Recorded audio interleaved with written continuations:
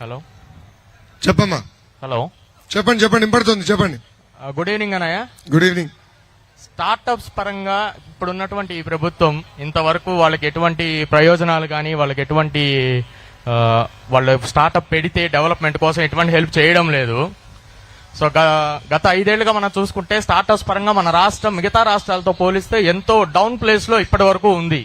So మీ ప్రభుత్వం వచ్చాక మీరు స్టార్టప్స్ కోసం ఏ విధమైన హెల్ప్ చేస్తారు? ఇప్పుడు ఫెడరిక్ ఉన్నాడు ఇక్కడ. Frederick is a beneficiary of startup village. ఆనాడు నేను ఐటీ శాఖ మంత్రిగా ఉన్నప్పుడు మేము ఫిన్టెక్ ప్లాట్ఫామ్ పైన ఒక ప్రాజెక్ట్ చేసాక ముందరికెళ్ళాం. సో ఒక ఎకో సిస్టమ్ అనేది క్రియేట్ చేయాలి. ఆ ఎకో సిస్టమ్ ద్వారా రాష్ట్ర ప్రభుత్వం కూడా ప్రజల సమస్యలు ఎలా పరిష్కరించాలనేది చూడాలి.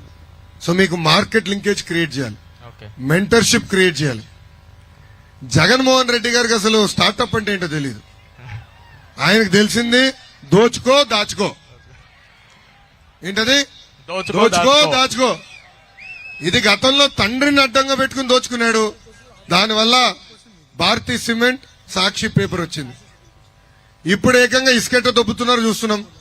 మద్యం పైన డబ్బులు ఎట్లా లేపేస్తున్నారో చూస్తున్నాం. గ్రావెల్ అన్ని ఎట్ట దొవుతున్నారు మనందరూ చూస్తున్నాం. సో ఆయనకి స్టార్టప్ అంటే ఆ పదం ఏంటో తెలీదు, ఆంటర్‌ప్రెన్యూర్‌షిప్ అంటే అంతకన్నా అర్థమవుదు. ఇది ఎందుకు చెప్తున్నానంటే మొన్న వాళ్ళకి మీటింగ్ పెట్టుకున్నారు చెల్లమ్మ. ఆ మీటింగ్ పెట్టుకుంటే అక్కడ ఉన్న ఒక ఐటీ ప్రొఫెషనల్ నుంచుని మీరు ఒక ఆంటర్‌ప్రెన్యూర్ అనుకుంటున్నా, మీ దగ్గర నుంచి మాకేమైనా సలహా ఉందా అని అడిగారు. ఆయనకి ఆంటర్‌ప్రెన్యూర్‌షిప్ అంటే ఏంటో తెలియదు చెల్లమ్మ. అందుకే నాకు సమాధానం చెప్పలేకపోయాడు. ఇంకొకటి ఎవడో మైక్ పెట్టుకుని వాగాడు. సో అన్ఫార్చునేట్లీ మన ముఖ్యమంత్రికి ఆ పదం ఏంటో అర్థం అవదు. దానివల్ల మనం చాలా నష్టపోయాం.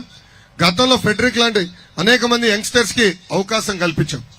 Frederick is if I'm right Forbes 30 under 30 in Asia list. ఇలాంటి వాళ్ళు పట్టుకొచ్చాం. వైజాగ్ రాండి, ఫిన్టెక్ ఎకో సిస్టమ్ లో భాగస్వామ్యం అవ్వండి.